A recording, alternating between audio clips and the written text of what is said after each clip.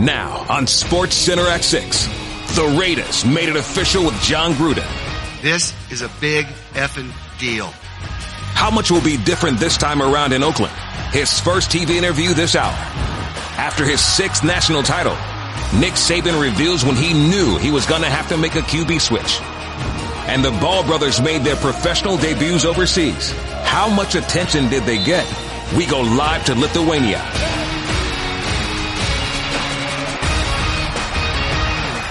Here's Michael Smith and Jemele Hill. That's right, another classic ending to the college football season last night. And while there's plenty more to unpack from Bama's epic comeback, college basketball takes center stage tonight. We're taking you right up to Texas A&M, taking on Kentucky right here on ESPN. Also, number 2 West Virginia in action on ESPN2. Plus, Trae Young, number 1 in both assists and scoring in the country, takes his toughest test yet on the U. We'll get around to previewing those games later, but first, full circle. Not hard to imagine Jon Gruden riding into his new old job today, rocking out to AC/DC's Back in Black on repeat. The Raiders had repeatedly tried in vain to replace Gruden, going through 9 head coaches since he was traded to Tampa after the 0-1 season. Oakland's 479 points in 2000 under Gruden remain a franchise record. The goal is, of course, to bring a Lombardi back to the East Bay, commitment to excellence and everything. In the meantime, Gruden's return already has brought more excitement to Raider Nation than it's felt in years. About 16 years, actually. There is unfinished business. And as a coach, I was traded. I've been fired. I've missed the game terribly, but I've really missed the Raiders. I never wanted to leave the Raiders. I never thought I'd be back, but here I am and I'm ready to get to work. In my heart, I feel this is the thing to do. This is what I want to do. This is the organization that I want to be a part of. I'm all in. I only live one time. This is something that I feel deeply, strongly about. The reality is I haven't changed much at all since 1998. I really haven't. I know I have a lot to prove. And I'm eager to prove that I can do it. And my intentions are calling the plays. Yes, that's what I've done for the last 14 years of my career. I've been thinking of a lot of plays. And when I met Derek Carr this morning, I thought of a few more, just so you know. ESPN NFL reporter Jim Trotter is in Oakland. You were in the room where it happened. What stood out to you about Jon Gruden being introduced as Raiders head coach this time around, or rather reintroduced? Michael, it was really his intensity in terms of his love for the Raiders and his love for the city of Oakland. The thing he kept stressing is that he came back because this is a special place to him. He told me, look, my son was born here. He said, this city raised me as a head coach and he wants to give something back. And so while everyone kept focusing on him and what he's going to mean for Las Vegas, he said, no, I live in the moment. I live for now, and I'm here to do the best that I can for Oakland and to try and get Oakland a championship. One other thing that stood out to me, his talk about Derek Carr. He wants Derek to become more of a leader off the field as well as on. He wants him to take more ownership of this football team behind center as well as in the locker room. So those are 2 areas you can look for. He wants to win for Oakland, and he wants to develop Derek Carr. All right, Jim Trotter, and the reason, of course, for excitement, as Raider Nation knows, over the past 20 seasons, Oakland earned as many playoff appearances in 16 seasons without Gruden as it did in his 4 seasons. That would be 2. And as part of his introductory conference on Tuesday, Jon Gruden officially announced 3 hires to his coaching staff. Paul Guenther as defensive coordinator. He had been with the Bengals. Greg Olsen as offensive coordinator. He comes over from the Rams. And Rich Bisaccia as special teams coach. He, of course, had been with the Cowboys. All right, and we'll hear more from Jim Trotter, who has a one-on-one interview with Jon Gruden. That's coming up in about, a half hour or so. So let me tell you a quick struggle story. Mm-hmm. I left after the 80-yard touchdown. I left Eve's house. I was at Eve's house with Omar L. Duncan's husband. I left after the 80-yard touchdown. It's 20-7. I'm like, okay, this is a wrap. Okay. So, of course, Bama kicks a potential game-winning field goal. And then after Fromm takes the sack and Georgia gets the 51-yard field goal from Blankenship, I'm like, oh, okay, they're done. They're done. Georgia's going to take this home in this long national title drought. And then I'm watching the app in my bed as Alabama takes the sack, okay? And I'm just like, oh, man, what a disastrous play, freshman mistake. Right. It's over. The signal goes out and it freezes. So I missed the 41-yard touchdown pass in real time. Did you? So once the app came back, I had to close it out on my phone. This is probably my phone, my signal, nothing to do with the app. You should use it all the time. Once it got back, I'm like, oh my God, it's 26-23. What I missed? Only the greatest ending in years. All right, and with that, we welcome in Allison Williams and Booger McFarland. But Allison, we're going to start with you first because you're right there in Tuscaloosa. You've been on campus all day. Did anybody go to class? What has this day been like right there in Alabama? They most definitely did not, Jemele, but that's because class doesn't start till Wednesday, something Alabama conveniently schedules every year. Class always starts after the national championship game. But here's what you got to know about Alabama. They're consistent, they're experienced, and they always give maximum effort. And that's not just true of the team, it's also true of the fans. They know how to celebrate a national championship. They've done it 5 of the last 9 years. They filled the streets on the Strip, partying until the early morning hours. And then they were out here again this morning to welcome the team back. They went to Tuscaloosa Regional Airport to greet them. They were here at the football facilities when they arrived at about 10:30 this morning, although definitely a much more subdued crowd than we saw last night. So they are veterans of champion celebrations. But the man that sparked them to this celebration is really just a kid, freshman quarterback Tua Tagovailoa. He led an unprecedented comeback, and as you can imagine, going from backup to superstar, everything was still kind of spinning when he landed here in Tuscaloosa, while veteran players like Minkah Fitzpatrick, they're just soaking it all in.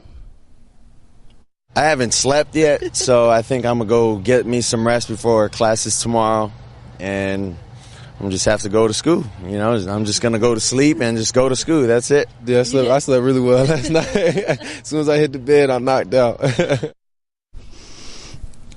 So while the players get some much-needed rest, the people here that are working at the football facilities, they've got a lot of work to do because they got to update the decor. The number 7 overnighted from Ohio to update it from 16 to 17 claimed national championships here in Tuscaloosa. No time wasted as they honor the team and their accomplishments. Obviously, a lot easier to switch out that number than it is to earn the right to switch it over, but really an exciting time here in Tuscaloosa. And I know you guys are probably concerned because there isn't a lot of room here for another trophy case, but it's Bama, baby. They're always building. They're going to redo this whole area. It'll definitely fit their new piece of hardware and whatever other pieces they collect in the years to come. Guys. All right, thank you, Allison. Go get some Dreamland barbecue.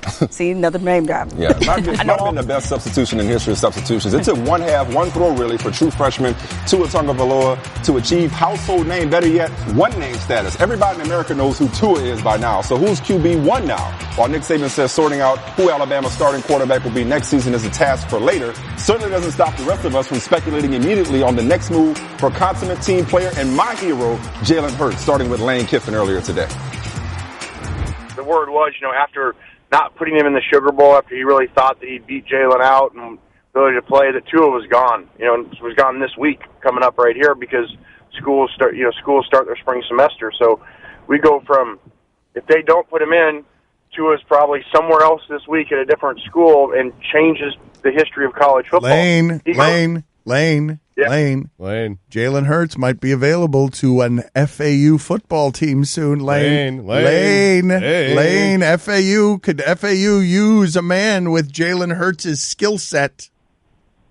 You guys can't get me to bite on that. All right, Booger McFarland, what kind of quarterback controversy, does Nick Saban have on his hands moving into next season between Tua Tagovailoa and Jalen Hurts? Well, Mike, before I get that, I'm just curious, why were you watching the app in the bed? How come you weren't watching the big screen TV, man? What's going on at your house, buddy? Well, since you asked, I got home on the later side. My wife was in bed sleeping, so I could have either risked falling asleep on the couch again, and my wife asked me why I slept on the couch, or I could just go into bed next to my lovely wife, but she doesn't like to have the TV on because it keeps her up, and she's the one that's got to get up with the kids and get them off to school and so on and so forth. So long story short, I just didn't want to get into trouble, so I watched it on my handy ESPN app. You see what I'm saying? I like it. So there you go. Well, I was just asking the question. Exactly. I was just asking the question that most of America want to know. As far as the question you asked about the quarterback controversy. Right. Nick Saban preaches competition. When he goes out and recruits, he tells the guy, listen, I'm not promising you an opportunity to start. I'll promise you a chance to compete. And as far as Lane Kiffin saying that Tua Tagovailoa would have transferred, I don't think so, because he came to Alabama understanding that he wasn't promised anything. He was going to be given an opportunity to compete. And Nick said, I'll play the best man, whoever gives us the best opportunity to win. And he made a decision last night at halftime, and I think he proved to America that whoever gives us the best chance to win, he'll play. So I don't think he has a quarterback controversy because remember what Saban said.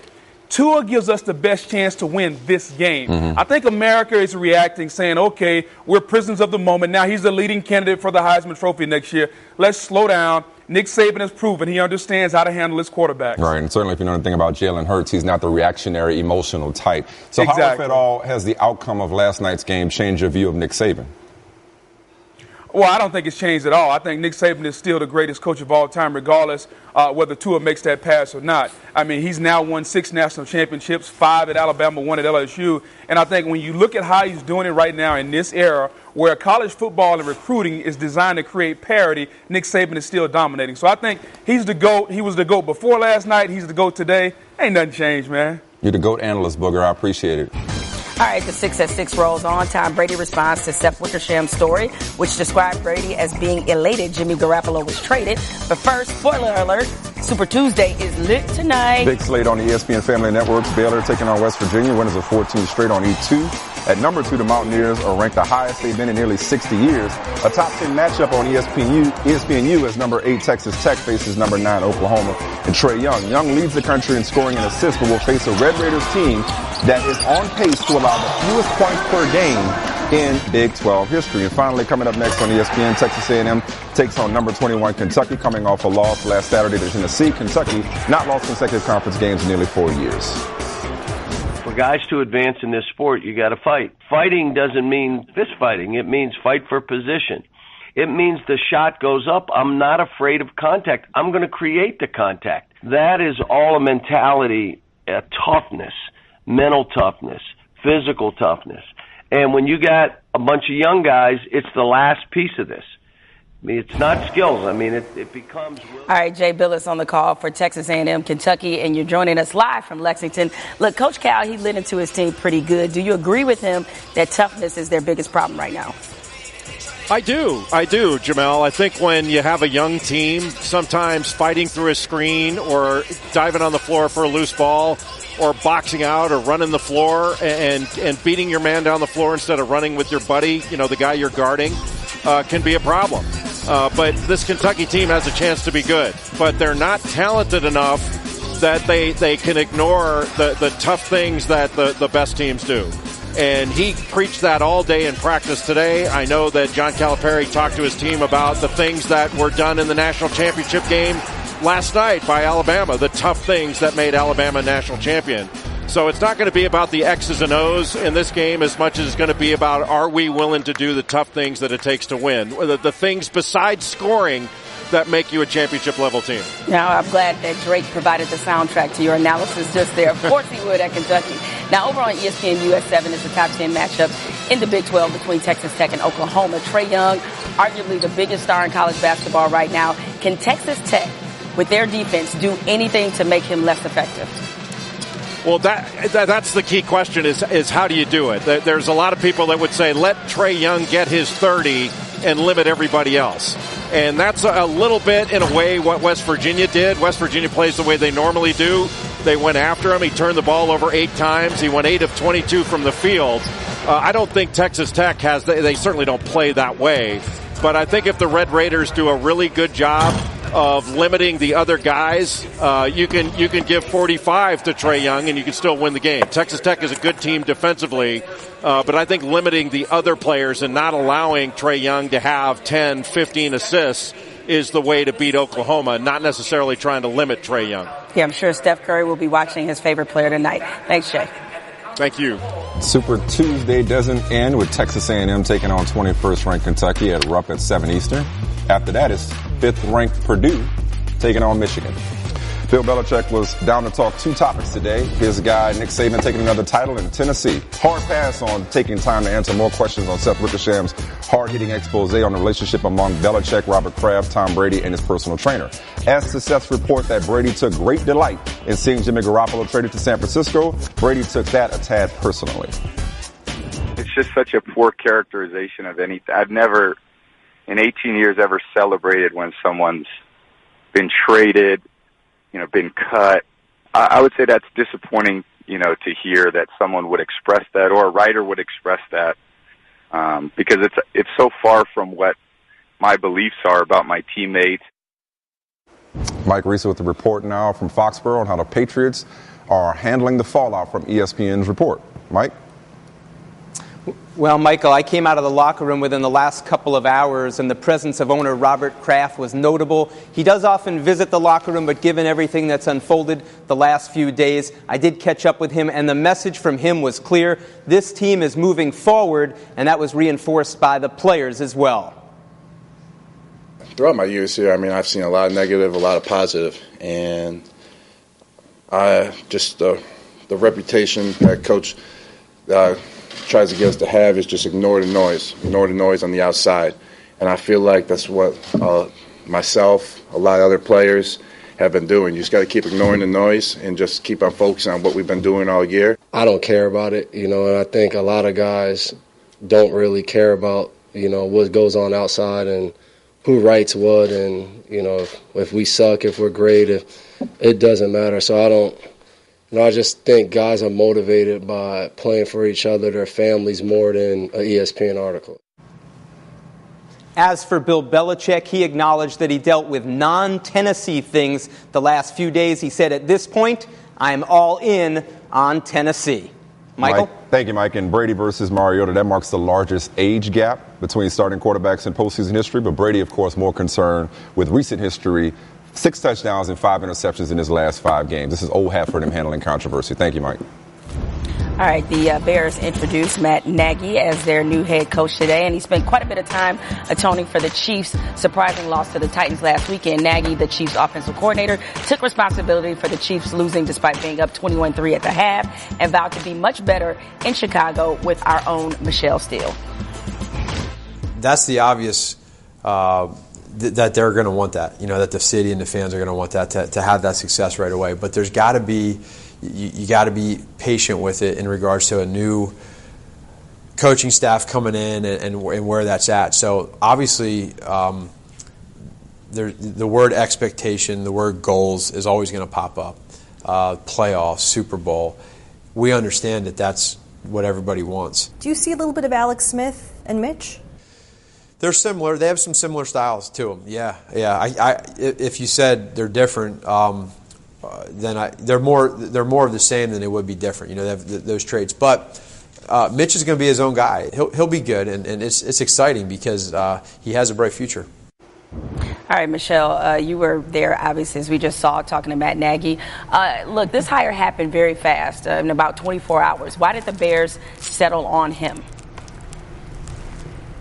Yeah, barely 24 hours. They met on Sunday morning at 8 a.m. By the next morning, Matt Nagy was the next head coach of this franchise.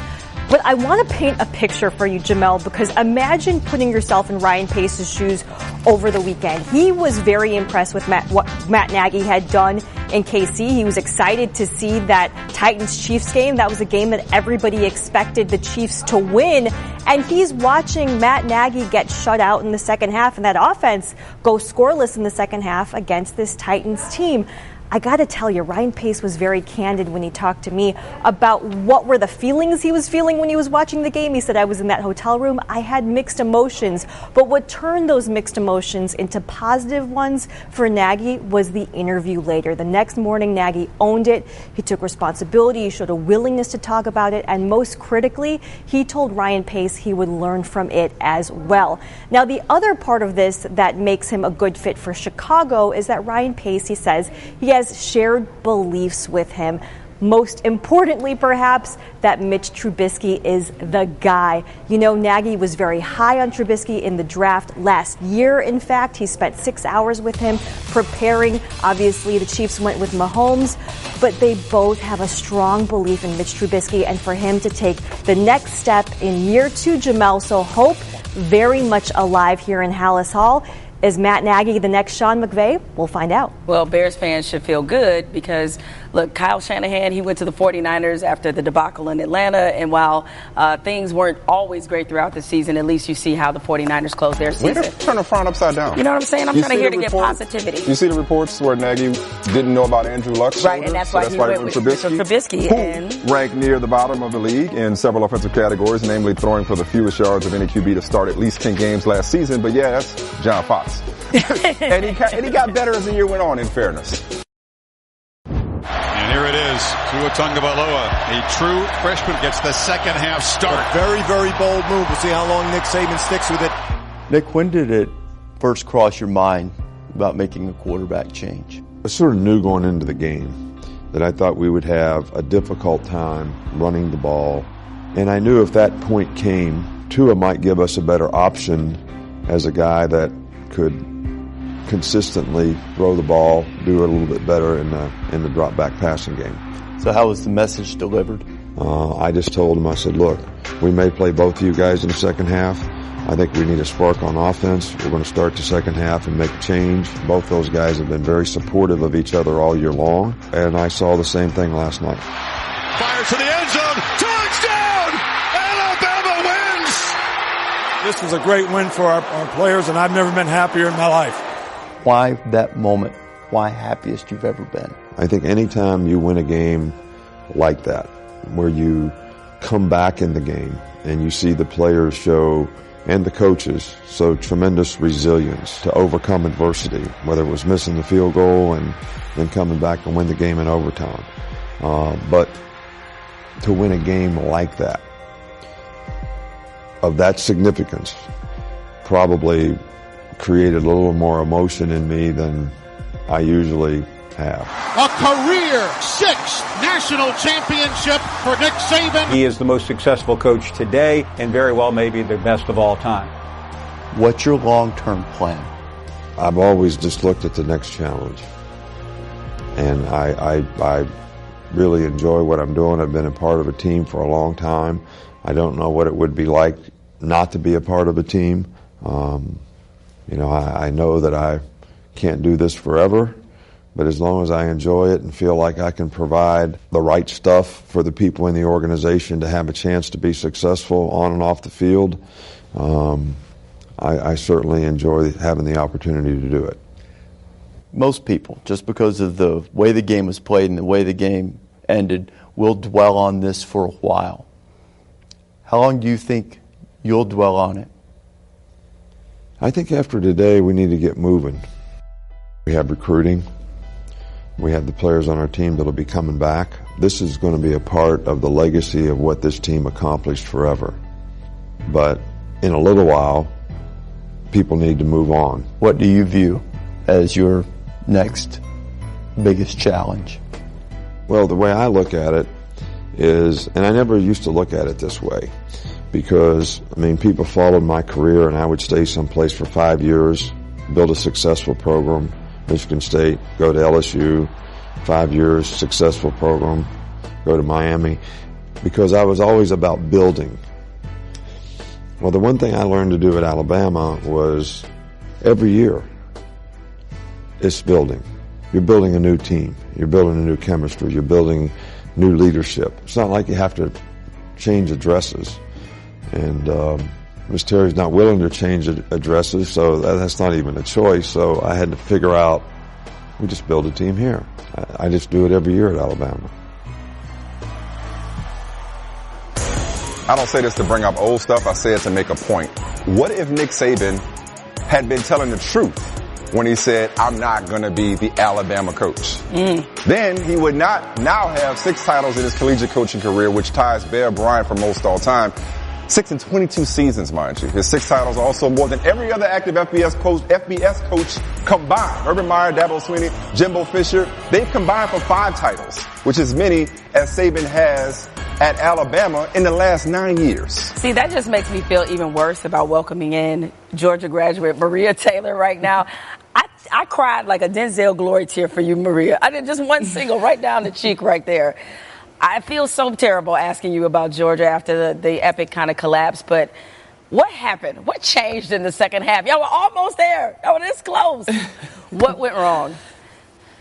First of all, from the very beginning, I always said whoever won that game, I would have been just as happy if a Jalen Hurts or Nick Saban was able to pull off a national championship after the way they lost it last year. So I recognize as an athlete what it takes to get to that moment.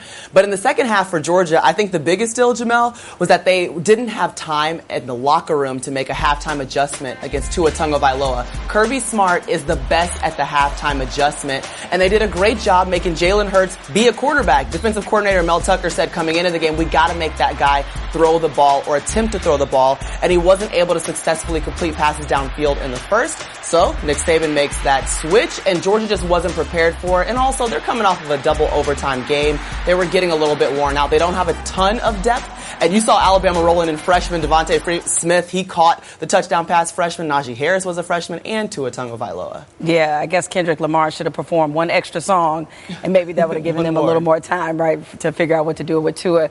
But going forward, though, are Georgia fans, are they hopeful? Because there's still a lot of talent left on this team despite this setback. Oh, you better believe it, because at the end of the day, right now, Georgia has the #1 signing class. They also have Justin Fields, who is the #1 overall prospect in the nation. He's already on campus. He's a quarterback. And they've got a true freshman in Jake Fromm, who just took them to a national championship. Kirby Smart has laid the foundation. I talked to him after the game, and he said, listen, we found out how close we are, but also that this is all about inches. So all these little things can add up to a national championship or take you away from it. And, hey, the standard's set. If you walk through the doors in Athens, you know what the expectation is. You're expected to play in national championship games. All right, well, Georgia fans, just remember, you is kind, you is smart, you is important. Thank you. I needed that. I needed to hear it. All right, take care. Seriously, though, that's the trend. The loser the last 2 years come back to win it. Meanwhile, top 10 matchup in Norman tonight. Number 8, Texas Tech. Number 9, Oklahoma. Spotlight on Trae Young, as always. Freshman bidding to be the first person to lead the nation in scoring and assists since assists became official in '83. But Texas Tech's defense, you could say, will be its toughest test. Second in D1 in defensive efficiency, allowing 59.2 points per game, which is on pace to be a Big 12 record. And then there's family ties for Trae Young tonight. His father, Rayford, played at Texas Tech from 96 to 2000. That ain't that long ago. Or maybe I'm just old. They are the first father-son duo to both play in the Big 12, which was established in 1996. Yeah, I am old. We a little old. You're not getting older, you're getting better, Jay. It's like wine. There you go. So, Trae Young tested against this tough Texas Tech defense. How did the Red Raiders slow down the superstar? Well, it's his point guard one-on-one academy. That's what we're going to do right now, right? So, one of the things that you saw in Trae Young, scouting report is out, him against West Virginia, if you speed him up, he's apt to make a lot of issues. He's apt to have a lot of troubles, right? He had 8 turnovers a season high. So one of the things they did, Javon Carter, you're going to be Javon Carter, I'm going to be Trae Young. All right, don't be too athletic now, don't hurt yourself. So when Trae Young finally was able to beat Javon Carter, now you're on my side. Okay. Javon Carter stayed on his side and forced him to play fast. Okay, all right, so the defender, right? So it forced him to go the whole length of the court and then try to finish at the rim. Right. So one of the keys that you're going to see Trae Young try to adjust tonight is just because you beat your defender doesn't mean you have to beat them to score the rock, right? So if I beat you and you're on my side, I can do things now. Trae Young's 175, 180, right? So if you're a bigger guard, you're behind me. I can just stop, flail, get to the free throw line, boom, slow down, right? Yeah. Or I can come on, you still going, I can cut you off, come here, and then pull the ball back out. So there are different ways you can go about beating the press without beating it to score, but still keeping your composure and getting your team in the right set at the right time. And that's going to be critical for a young guy that really got caught in the attention and the hype and one that dropped. I mean, he still dropped 29 on 20 shots, but still you want to be more efficient with the basketball. You got sugar already. You ain't the only one can slap the floor. Mike, you ain't got no defense. Go to the other game. West Virginia, Baylor, 14 straight. What makes Bob Huggins' squad so difficult? It's West Virginia, man. I mean, they're slopping the floor. They're in down and defensive stance just the way you are. I mean, last time they played Baylor was ranked #1 in the country. They forced Baylor into 29 turnovers. Actually, the last 2 meetings, they've averaged 23.5 turnovers per game against West Virginia. So taking care of the basketball for Baylor is going to be critical. And then Baylor has to find a way in that matchup zone to find Javon Carter. Javon Carter is the heart and the soul of West Virginia. He's a grown man. He has a goatee just like us. You would think he's like 35, even though he's really 21. And he's averaging around 17.5 points per game. So if they can slow him down and take care of the basketball, that should be a recipe for Scott Drew to get. And then I think even when he went in foul trouble, Allen steps up. There you go. And carries a scoring load. Look at you. Are you taking my job? No, far from it, bro. Far from impressive. It. First time West Virginia AP top 2 teams since the days of Jerry West. All right, the man on the left, as you'll see here, is the blue pill.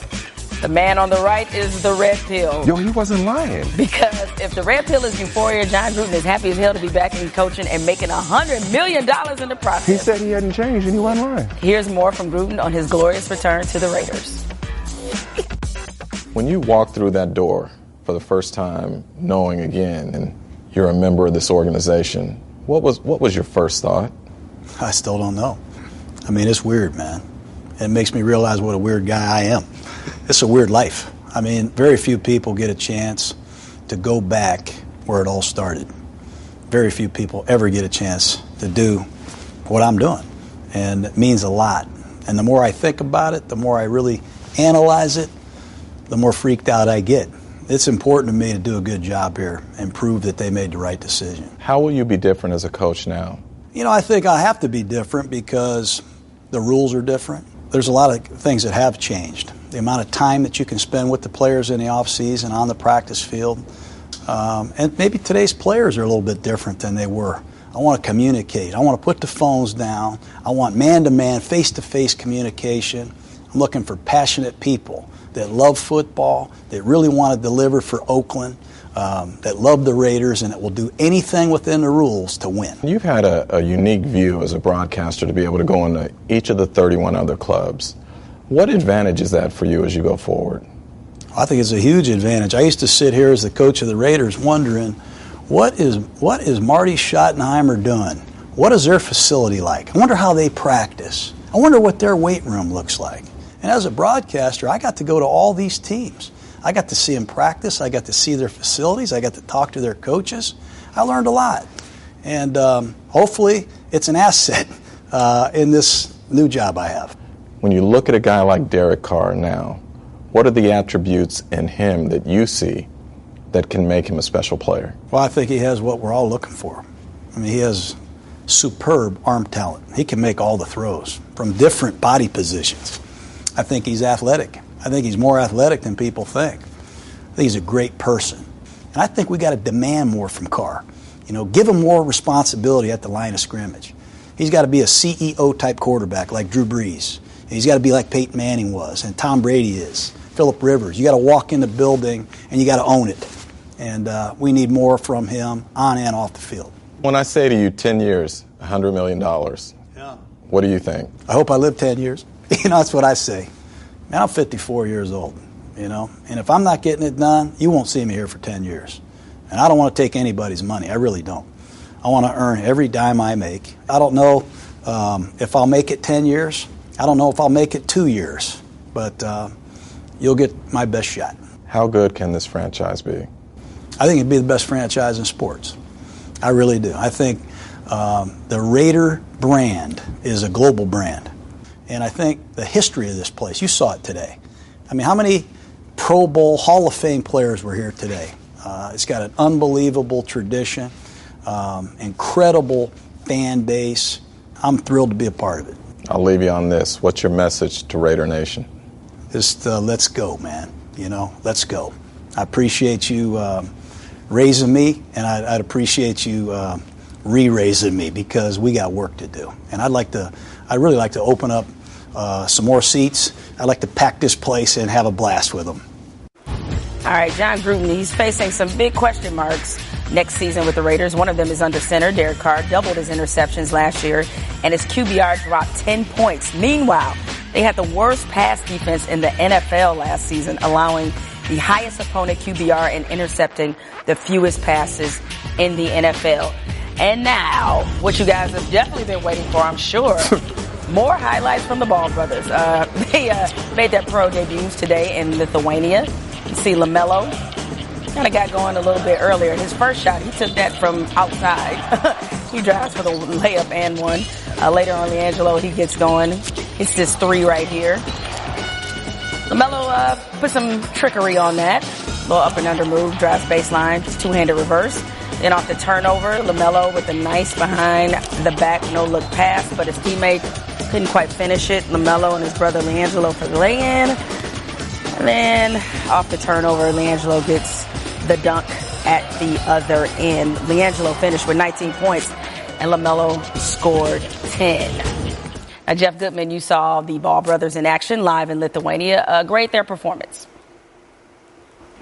You know what? I've seen them play a lot in AAU ball, and I thought they were solid. I thought I'd give them probably both a B. I was more impressed with LaMelo because he's 16 playing up with a bunch of 17-year-olds, where LiAngelo, you got to think about, is 19 years old playing against a bunch of 17-year-olds. So physically, he's much further advanced. But LaMelo was a guy who could really, really pass the ball, and that's what he showed tonight. You know, everybody thinks of him as just a chucker, And he tried to do that a little bit tonight, but his shot wasn't on. But his court vision, I hate to say it, but he's got some of Lonzo in him. He needs to utilize that more than he does. Now, I don't know if you got wind of this over there in Lithuania, but some NBA coaches, Rick Carlisle, Steve Kerr, and Stan Van Gundy, were all extremely critical of you, ESPN, and Van Gundy even saying that he would withhold additional access from our broadcast team because of a story you wrote in which LeVar Ball said Luke Walton has lost the team. Now, will this be the thing that gets LeVar Ball to finally fall back? No, I don't think so. Listen, LeVar Ball is going to be LeVar Ball. No matter what, he's not going to change because I think ultimately he's one of a kind. I mean, he's that father that just doesn't care in this day and age when everybody else is worried what to say and how to say it. He'll go on the record when other people won't. And obviously taking shots at Luke Walton, his son's coach, when he wants his two other sons, LiAngelo and LaMelo, to play for the Lakers, is something that just shocks me and I think a lot of other people. And no, LeVar Ball is not going to change. He's not. Well, if they wound up playing with the Lakers, they won't. So let's not even put that into the atmosphere. So congratulations on being a walking think piece. We appreciate it. Mike, I'm going to say this in the most diplomatic way possible. This commercial about Shabazz Napier is interesting. Shabazz is the man. Shabazz is the man. Shabazz is the man. Shabazz. It's not that hard to see. He likes good coffee. Shabazz is the man. Shabazz is the man. Shabazz is the man. Shabazz. That's not the worst commercial I've seen in the last couple of days. The Steph Curry water commercial. Mekhi Brown. We ever get to the bottom of what was going on with him? Yeah, I wanted that too, because the way I couldn't tell who his anger was directed at. Was it a coach? Was it a player? He almost looked like he was going after a coach, and then he didn't. Like I just wasn't real sure what was happening right there. That was an unfortunate scene. Yeah, it was, and luckily Alabama won, because this may have been a bigger deal today had they lost. You know what I mean? So of course Georgia lost, and my man lost it. Once you make the first dent, you might as well go all the way with it. So, well, I wonder what his door was made of. Like a legit door. Yeah, and that wasn't even the conclusion of the game based off what's shown on the TV. So what did he do when the game ended? That's what I said. Like, is he a Falcons fan too? Because if he is, that's probably why he's so good at breaking doors. He did this already. That's disturbing on many levels. All right, SportsCenter at 11 coming up tonight while Gruden returns to the sideline. Also, highlights of Trae Young and his top 10 matchup, and also what's next for Alabama. All right. Before we call it a day, you know who had a good day? Every day is a good day for Herm Edwards these days, right? Right. Look at this. Herm is on Twitter. Herm is pressing send. Oh, my goodness. First the Fat Boys break up, now this. 2018. There's nothing to believe in. I thought Herm was a holdout, not hitting He send. can't. If he wants to relate to these kids, man, he has to get on Twitter. Look at him chilling. That's it for the 6. Texas A&M, Kentucky is next. Purdue, Michigan after that. Super Tuesday. Trae Young over on the U. It's going down good night on the of college ESPN Family Networks. Yeah, we'll see you tomorrow. Later.